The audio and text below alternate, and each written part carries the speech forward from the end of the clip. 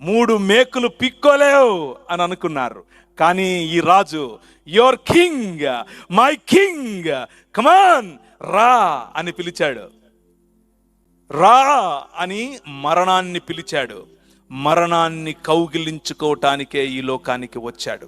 కారణం ఏమిటి అనంటే, నేను ఇంతకు ముందు మీకు చదివినట్లుగా ఒక్కడు కూడా లేడు ఈ ప్రపంచములో. నీతిగా బ్రతికేవాడు ఒక్కడు లేడు. దేవుణ్ణి వెతికేవాడు. అందరూ ఈ పాపము కారణము చేత, దేవుణ్ణి తిరస్కరించామన్న పాపము చేత, ఆయనను తిరస్కరించిన పాపము చేత చచ్చిపోతున్నారు. ఆయనిచ్చిన అనుగ్రహాన్ని, ఆయనిచ్చిన మహిమకు దూరంగా బ్రతుకుతున్నారు.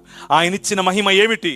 ఆయనిచ్చిన మహిమ అధికారం, ఆయనిచ్చిన మహిమ ఆనందం, ఆయనిచ్చిన మహిమ ఆయనతో సహవాసం, ఆయనిచ్చిన మహిమ ఎప్పటికీ చనిపోని శరీరం.